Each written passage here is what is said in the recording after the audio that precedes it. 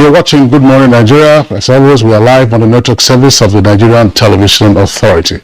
Now, the resignation of Honorable Justice Ibrahim Tanko Muhammad as Chief Justice of Nigeria has continued to generate conversations among Nigerians. And joining us in the studio now to discuss this topic further, we'd like to welcome two learned senior advocates of Nigeria. First, Jibrin Samuel Okutapa. So delighted to have you on the program this morning. Good morning, Nigeria. Good morning, sir. All right. Yes, we also have Mazdi Afamo Sigwe, SAN, former NBA General Secretary. We're glad to have you this morning. Thanks for having me. Okay, and we're also joining the conversation from our Kaduna studio is Femi Okero, NTA Judiciary correspondent and also a lawyer. It's a pleasure to have you, gentlemen. I'm the only non-lawyer here. I have to tread with caution. I have to be very careful with this set of people, especially my professional colleague who is also a lawyer. So it's a law versus political science. You are protected. All right, gentlemen, once again, it's our pleasure to have you join us. Let's just, if you may, get still a reportorial background to what is playing out. And we're going to Femi Okero, who's been NTA's judicial correspondent for many years. Of course, he's walked the halls and the hallways of the Supreme Court and indeed other courts in the land. Femi, tell us what happened yesterday with the resignation of the Chief Justice. Many are saying, once again, unprecedented. How do you contextualize all of that? I think it's a lot of people have said it, but I find it sad that we have to applaud something that should be part of our governance process. But a lot of people have said it, and I'm going to join in the chorus of giving kudos, applauding the former Chief Justice of Nigeria's position and decision to resign. I say it's supposed to be a normal part of our governance process because it is not out of place for anyone who thinks that any situation is affecting his optimal performance in office to leave that office. Resigning from offices is not anything strange in other climes, particularly in more advanced climes. But in Nigeria, the truth is that this is the first time I am seeing this at the third arm of government. And I am impressed too, like most people are. But I think that we should, our level in Nigeria should go beyond appraising things like this, which should be a normal thing if somebody thinks that he's not performing optimally. I have known, and most Nigerians have known, and particularly people who are close to the apex court, that Honorable Justice Tanko Ibrahim Muhammad was battling with a few health matters. I certainly could not have known that it was affecting his performance as a judicial officer. And one of the things that judicial officers need most is their mental ability to perform. That's why the law allows them to retire as far as age 70. Because just like professors in the universities, we need the intellectual capacity of judicial officers, and so the country needs them to be on their seat for as long as they can continue to give that intellectual contribution to Nigeria's judicial development. So when Justice Tanko Ibrahim Muhammad decided to leave the scene, even as the number one judicial officer in Nigeria, it came to me as a surprise, but I was very, very impressed.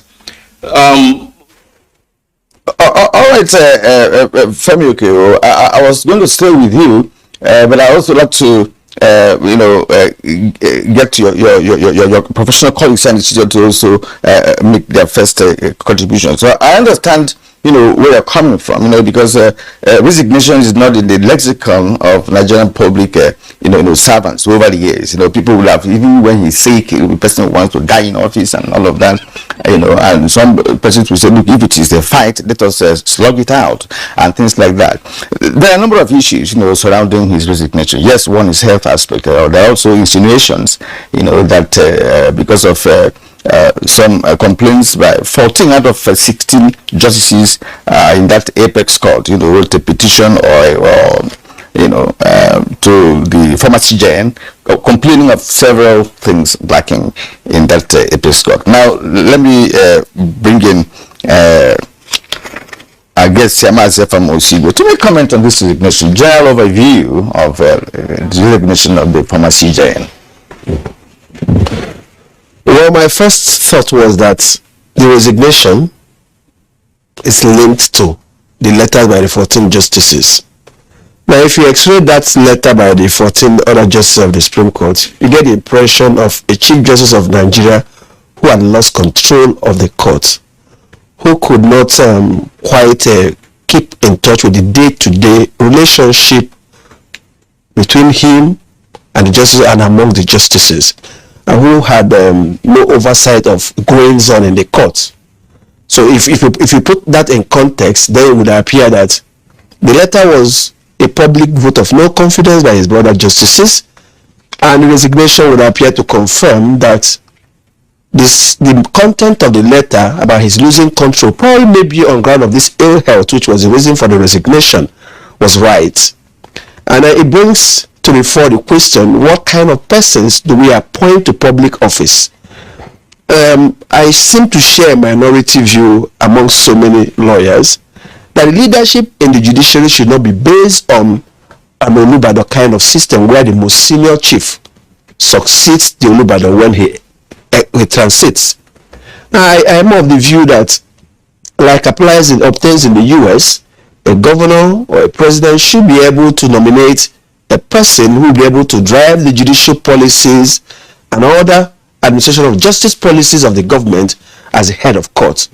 But in Nigeria, that says an unpopular view. People seem to think that if you have laid board, you should take it in terms of seniority. And so sometimes it doesn't really matter whether at the time you get to become the most senior judge in the court, your health can no longer support the further additional administrative duties put on you by law. For example, the Chief Justice of Nigeria is the head of the National Judicial Council, the head of the Federal Judicial Service Commission, the head of NJI, among so many other bodies he's head of the Legal Practitioner Privileges Committee. And then the person is also expected to sometimes sit as a justice of the court with other justices to render decisions in matters. And so, while it's commendable that he resigned to save the institution from the public odium which he seemed to be dragged into in the last few days, I also think that we need to sit back and ask ourselves critical questions about how did we get here?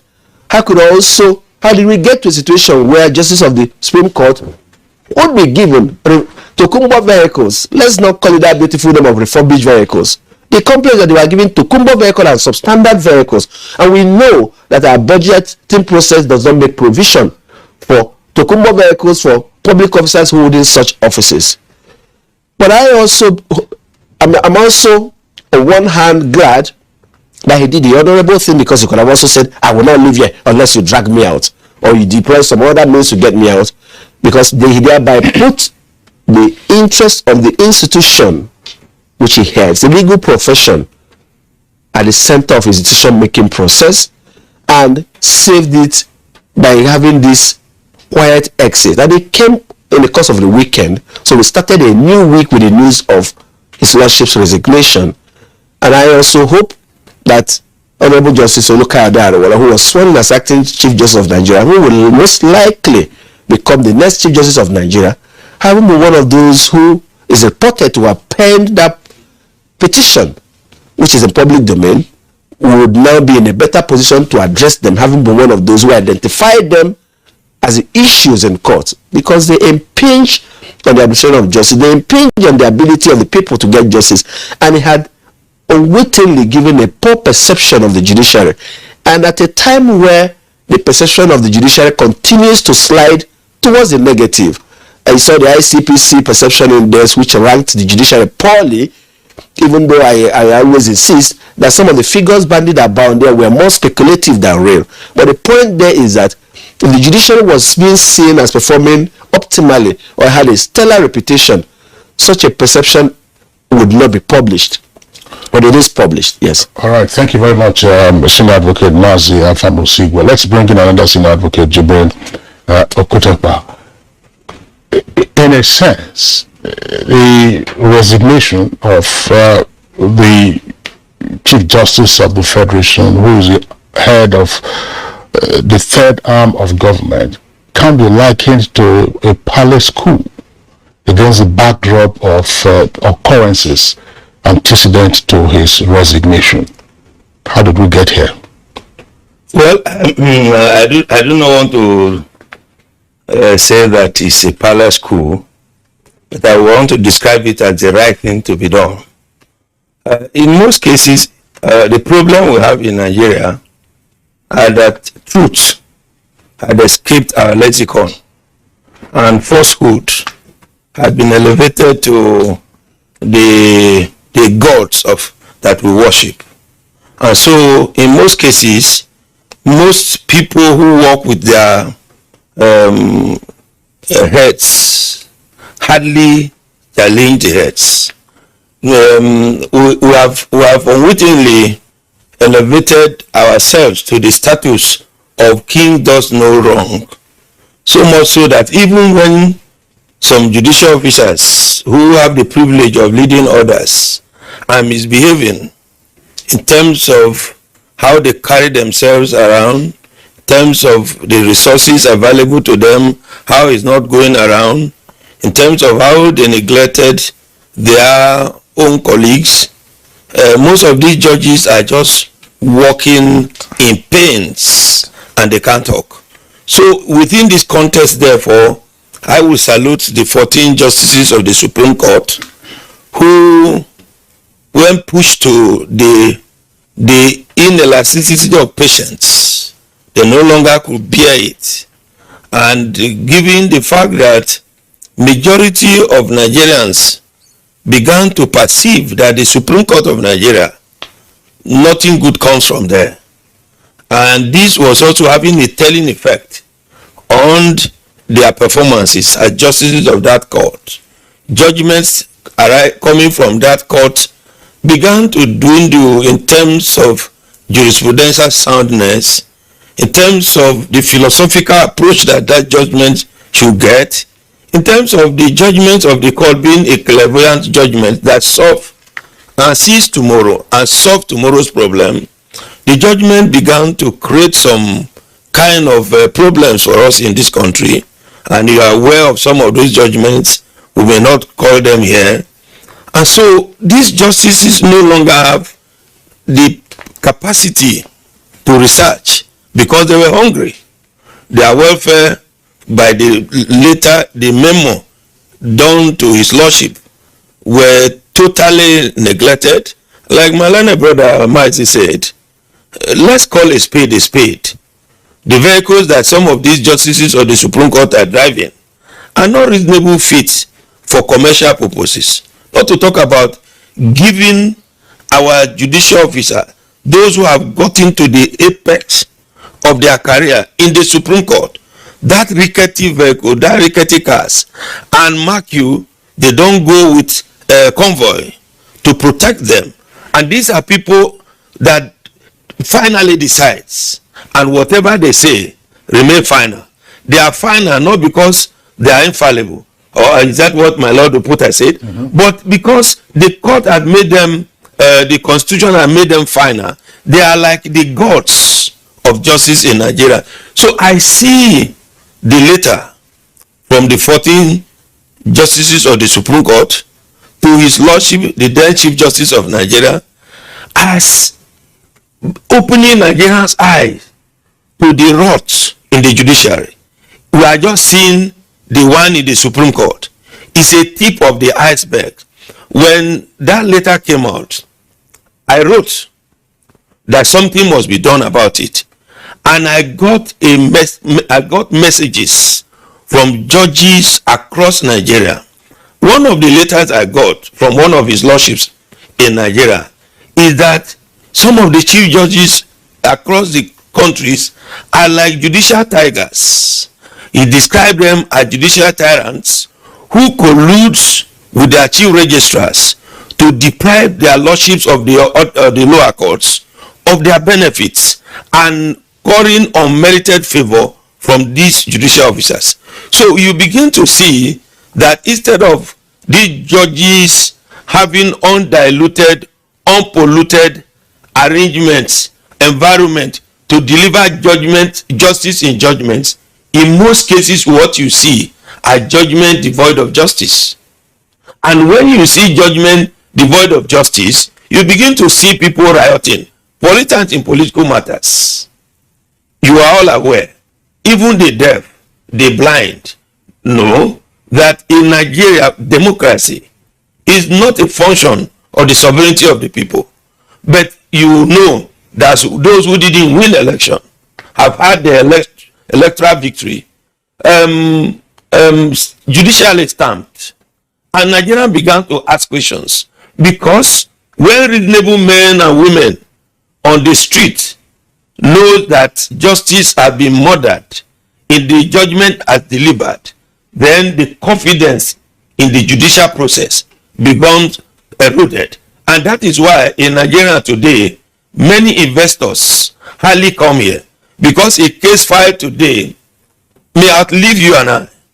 And I know, as at the last, I was in the Supreme Court, their lordships were giving this 2024 for cases. Some may have the misfortune the matter will go to 2025. Why? Because the Nigerian Supreme Court, for instance, by constitutional operation, supposed to have 21 justices of that court. At the time, my Lord Honorable Justice I.T. Mohammed, CJN as he then was, resigned his appointment, there were just 15. Now, as of today, there are 14. So that takes me to a point, and I will appeal to the acting Chief Justice of Nigeria. There is now names that people should be moved to the Supreme Court in making that appointment. And I agree with Mazi. If you are being penciled down to go to the Supreme Court as a Justice of Court of Appeal, and you know that your health is failing you, please, in the interest of justice and Nigeria, decline. Don't force yourself to go and sit, because the job of a judge is both mental, physical, and you need to be mentally sound to be able to see and read, write, and give us sound quality judgments. That is lacking in our jurisprudence. Thank you so much, Senior Advocate of Nigeria. It's indeed interesting that this is coming from a lawyer house and the senior ones for that matter. I pick on two things you mentioned. Undiluted environment for a judge to make judgment, and judgment devoid of justice. That struck me, right? And we heard that this complaint by 14 justices is about the first of its kind in 60 years, right? And in a statement attributed to the Nigerian Bar Association President Olumide Bata, he alluded to the fact that public confidence in the judiciary and indeed legal profession is at all-time low, and you have just highlighted some of the reasons why that is so. So let me bring in Femi Okero once more. Femi, you have covered a number of court cases over time for several years, for the NTA, and we've had direct experiences, covering specific cases at the Apex Court. How would you look at this issue of lack of confidence, public confidence on judiciary?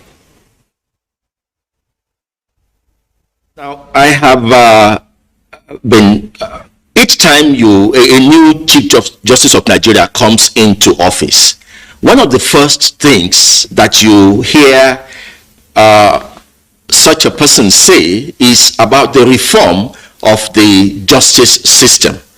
And the summation of what we are already discussing again now today and everywhere around Nigeria is about the need for reforms in the judicial system of Nigeria. One thing I have seen, the first time Justice Dahir Mustafa spoke, he talked about reforms. Justice Saloma Maria Mukhtar, in fact, made a lot of impact because she was the one that introduced assessment of judges and their performances and quarterly assessment, and that met with some resistance because some people thought that it was a way of influencing their judgment. And then Justice Mahmood too came. He talked about his own reform. Justice Onoge came and mentioned reform. One thing, however, is that these reforms are very slow at showing on the face of the judicial functions across the country. They talk about reforms, but we do not see how it really impacts on the judgments that we get in the courts. In terms of confidence of Nigerians, I remember again, I want to quote Justice Saloma Maria Mukhtar. She said the judiciary has no army or police to enforce its orders. What it has, what it depends on for an enforcement of its orders is the confidence of Nigerians in those orders, in those court judgments. Now, if Nigerians don't have confidence in people, if Nigerians on the street, like one of our guests have just said, consider a governor, a Supreme Court governor, now it tells a lot about the confidence which Nigerians have. And that is the way judges can make themselves respected, highly respected, if, at least on the face of it, if justice is seen to be done. I expect that judges are not supposed to be apologetic about their judgments if they have gone through the thorough process of finding out or doing research or taking the law in cognizance and using the law as it should be, not using it to please some other individuals. Now, judges are not supposed to be apologetic about it, but if Nigerians on the face of their judgment know that this is not justice, because judgments are meant to achieve justice. If the ordinary man on the street knows that or feels that this is not justice, then the judicial system needs to look inwards and dig back as to how it can get the Nigerian people, the people for whom they sit, get more confidence in their judgments. Femi Okero, thank you very much. Let's return to Mazi Afamosigwe.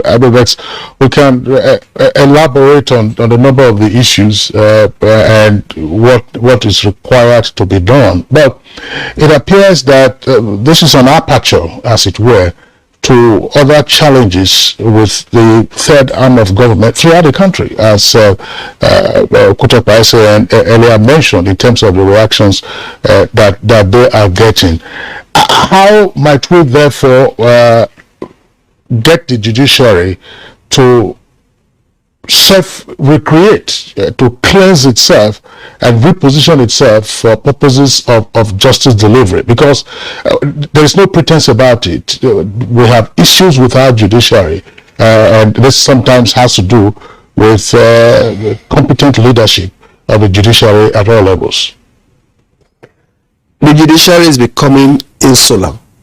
The judiciary is becoming deaf and dumb. In fact, the publicly criticize judicial officer, or they will threaten you with stunted growth in the legal profession if you're a lawyer. For example, the process of appointing senior advocates is highly judicialized. So you see lawyers being afraid of speaking out. Law professors are no longer keen to criticize judgments of court, and most times these judgments confound you. You cite a case from a particular court, say Court of Appeal, in the same year, and one that holds a different position is cited for you from the same year. So sometimes it becomes difficult to even advise your clients as to what is the position of the law, because some of their judgments have rendered the position of the law very uncertain and fluid, and then issues arise in another case. Both parties cite different cases, and the court take a particular position without clarifying or distinguishing why any of those previous positions are not right, or which one is right and the other. And then we have this funny situation in Nigeria of saying where there are two conflicting decisions of the same court, the later in time, and it doesn't matter whether the later in time is poorly reasoned, because it is most recent, a lower court is bound to apply it. If our courts must change the mode of appointing judicial officers, if you are the daughter or son of a politician, or you're well connected, you're more likely to be appointed a judge than that other person who is better qualified. You want to call a spade a spade? Absolutely. We should call it. The NJC called for nomination, and the constitutional provision is that if you're 15 years and above, I think, you can be appointed a justice of the Supreme Court. Over the weekend, the NBA released a list that people should comment, and none of the persons, erudite professors of law, senior advocates of law, very senior lawyers, was deemed fit to make the short list. I think we are going to change. We're not going to change. We have judicial inbreeding. So once you're a senior judge, your state of health, whether physical or mental, is immaterial. You're next in line. If the Rubadon is dead, the next must be the king. Even if that next chief is crawling, is being carried, can no longer comprehend what's going on, you must get there, because it is your turn. Like the lexicon now in politics, it is my turn. And the system dies. And like Honorable Justice Ejembieko said, the judiciary must open up his book for people to see. We've been crying about judicial autonomy funding, but becoming an opportunity for judicial corruption. You'll be shocked to note that in many, one of the requirements for a state to get judges, means that you must show you have accommodation for them vehicles. Inspectors from NJC are taking for inspection, they see these vehicles, they see these homes. You swear in these judges that there are no homes for them. How are we able to pull off such a scam? You appoint a judge and there is no accommodation. And judges see and fear their chief judge as if he is a little Napoleon, because he's able to politicize the system to ensure that if you have a benefit meant for you, you are deprived because you're seen to be criticizing the judge. So we are building strong men, not institutions. So you see a judge being afraid of his head of court as if he's his head boy and he's a junior student who just got into the school. Let me just pause you there. You are stating the facts, no doubt about that, from all indications, as an insider. San Okutebo, we've been hearing about reforms, and Femi Okero mentioned almost about 6 or 7 chief justices, that he has met in the course of his career at the Apex Court, who talked about reforms.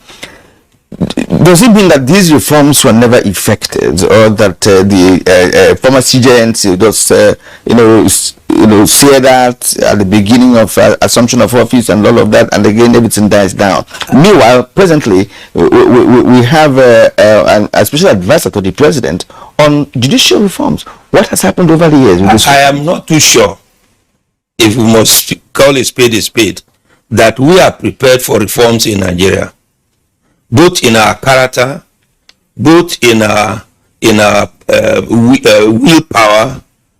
In terms of what we need to do to have sound judicial system, we are not prepared. If we are prepared, I will first of all say that even those who have found themselves to be on the bench need to be re-examined, and those who are not reasonably fit to deliver justice in judgments should be shown the way out. That's number one reform I expect anybody to do. Self-evaluation. Look at yourself. As a lawyer, as a legal practitioner, as a senior advocate of Nigeria, am I reasonably fit to continue to practice law? Am I misleading the court, or am I guiding the court? You ask yourself that question. Number 2, there is an arm of judiciary called the National Judicial Council. That institution is always backing without biting. In the legal profession that I love, that I join, there is this thing that is called that there must not be appearance of impropriety.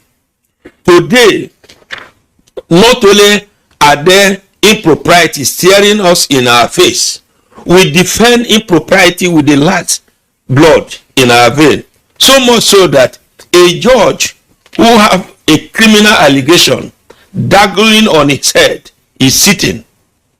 How can you, for instance, want to reform the kingdom of heaven, and then the appointees within that heaven kingdom are agents of Satan? How do you get that thing done? So my suggestion, therefore, is that my learned brother has said so. Our appointment to the bench is 40 across the strata. Who you know matters more than what you know.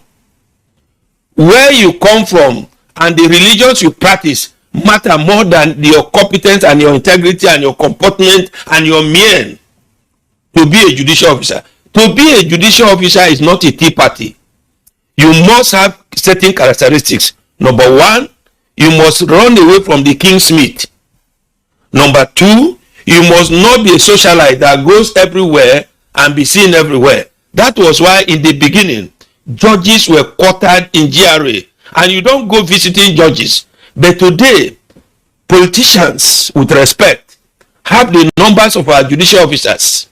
A judicial officer ought not to have a foreknowledge of the facts of the case.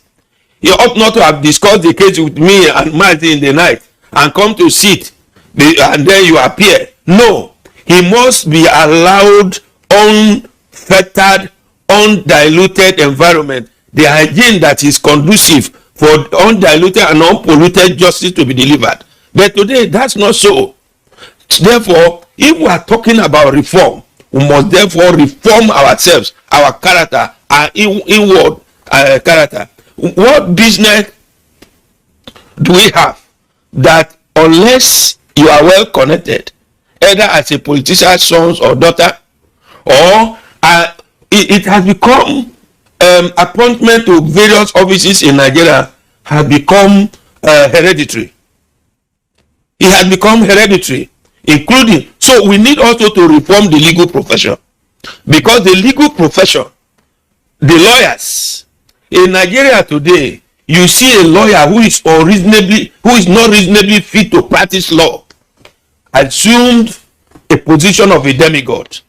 We need to go to the legal practitioner disciplinary committee of the body of benchers and appoint seasoned Nigerian lawyers who have no skeleton in their cupboard to deal with people who have polluted the stream of justice. The Nigerian stream of justice has been so polluted that it will require the intervention of a man or woman of impeccable purity of heart and character to lead the Nigerian judiciary. That is why I think that my Lord, the Honorable Justice Olukayode Ariwola, has a very challenging and very doubting task ahead of him. All right, Senior Advocate Okutapa, thank you very much for your views. Kiri, I was just going to point out, I mean, considering what we are hearing, it looks like what Nigeria has been experiencing in the last couple of decades is a power play. You find state governors are emperors in their states. Of course. Vice chancellors are emperors in their states. Of course. And it's also been alleged now that the honorable chief judges, some of the honorable chief judges are also emperors in their courts. That judges are scared of them, like a fag, that's a from one student being scared of the head boy. I was just one aspect of this, because critical to the functions of administering the courts, besides just being brilliant, besides being healthy as a judge, as you step up, is it part of the curriculum at the NJI, that's the National Judicial Institute, to teach management of governance? Is it part of it? Because I mean, if you had management skills, you wouldn't run down your enterprise. I mean, we do know what big corporations are like. I mean, you appoint a board chairman, and you can see what the numbers will be like on the stock market. Are management skills taught and also practiced at the NJI, so that some of these issues that we are hearing about could be, taken care of? Mazi, I was just wondering. I must confess, I do not know the curriculum of the NJI. But I've always had reservations about the NJI. I've always been worried about a kind of judicial training institute that gathers judges from all over Nigeria, put them in a theater-style auditorium, and pretend to be teaching them. And all you need is to sign in for the course. Whether you're sitting down there listening, nobody knows. And while judges all over come for it, judicial activities in states are disrupted. And I've always wondered why we can't have such trainings going on in the state. Why you can't have online modules for these judicial trainings, where the judges take these courses online, when they are not sitting, and write an exam at the end of it. There will be time that the result will come out within a few hours of writing the same. And I don't know. We are running short of time. As a matter of fact, how can you start teaching the learned man?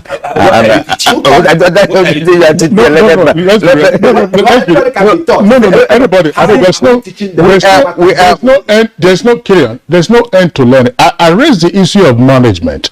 Because management or governance, these are very vast subject areas. Management. How do you manage human beings? How do you manage an enterprise? Judicial officers have code of conduct. No. Code of conduct is how you behave. They are saying the skills. Gentlemen, Samuel Okuteba San and legal practitioner, thank you so much. Thank you for coming this morning. And Mazde Famosiga, also SAM, former NBA General Secretary. Thank you so much. And of course, our own Femi Okero, NTA Judiciary correspondent and a lawyer. Femi, we appreciate you reaching us all the way from Kaduna. Thank you. All right, and you're giving us so thank you. In fact, I'm happy that the lawyers have said it all. You are part of the problem of Nigeria. You're part of the challenge in this country. All right, and politicians too. That one is a worst case scenario. Politicians are the problem of Nigeria. All right, we are going to conclude this particular segment of the program. Thank you for staying with us. This is Good Morning Nigeria on NTA Network Service. We'll take a short break now. When we return, we shall be focusing on the second leg of our conversation, which is on a WTO conference.